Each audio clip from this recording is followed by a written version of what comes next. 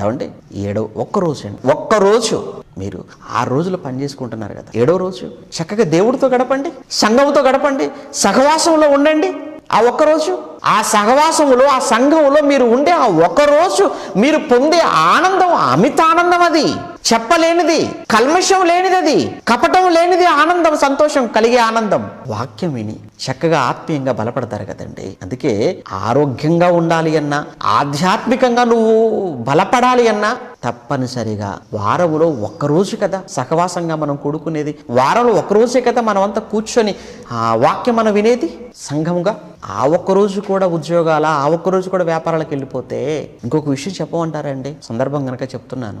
మీరు అలా సహవాసానికి మీరు దూరం అవుతుంటే, ఏమన్నా 1 వారం 2 వారాలు ఎలా మీరు దూరం అయిపోతే మీకు తెలియని విషయం ఏంటంటే మరలో 1 వారం రావాలన్న ఆలోచన కూడా మీకు ఉండదండి. పిల్లవాడు చూడండి, 1 రోజు బడి మానేసారు, 2వ రోజు వెళ్ళాలంటే కష్టంగా ఉంటుంది, 2వ రోజు కూడా మానేసారు, 3వ రోజు కూడా కష్టంగా ఉంటుంది. ఇప్పుడు పిల్లలంతా ఇప్పుడు ఏమనుకుంటారు తెలుసండి, అబ్బాయి కరోనా ఇంకా పొడిగిస్తే బాగుంది అనుకుంటున్నారు. వాళ్ళంతా సెలవులు చేసే కదండి. మీరు కూడా సహవాసానికి అలా దూరం అయిపోతే 1 వారం 2 వారాలు, ఆ తర్వాత లోకమే మీకు చాలా అందంగా కనబడుతుంది, లోకమే చాలా చక్కగా కనబడుతుంది.